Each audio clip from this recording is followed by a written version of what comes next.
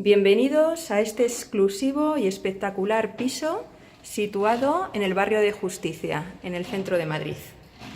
Quisiera empezar la visita mostrándoos este salón tan espectacular con 3 ventanales que dan al exterior, a la calle.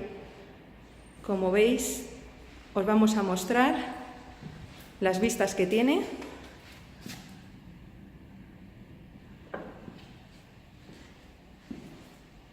Tiene una chimenea, como podéis ver, con tiro. Fijaros en los detalles del techo. Se ha intentado mantener ciertos detalles originales, como este del techo que os estoy mostrando, y las vigas originales. La cocina está integrada. Se incluyen los electrodomésticos de la marca Bosch. Los suelos son de roble, como podéis ver.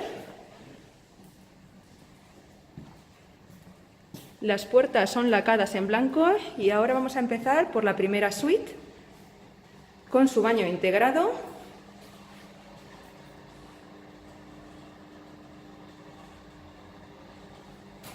Fijaros en la zona de vestidor, muy amplia y espaciosa.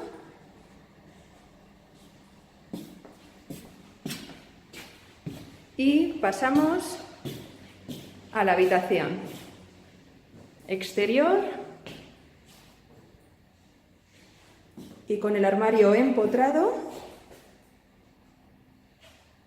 y con espacio para guardar todo lo que necesitéis. Seguimos la visita por la siguiente suite.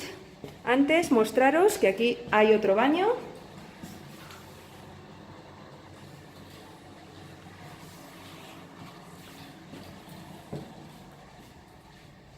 Y ya entramos. ¿Veis lo luminoso que es este piso?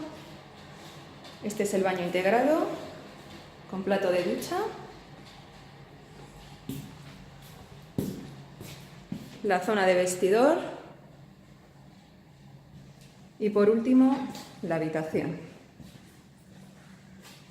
Deciros que es un piso que está reformado con últimas calidades y, como hemos dicho, muy exclusivo para gente que quiera invertir y tener esta joya en el centro de Madrid.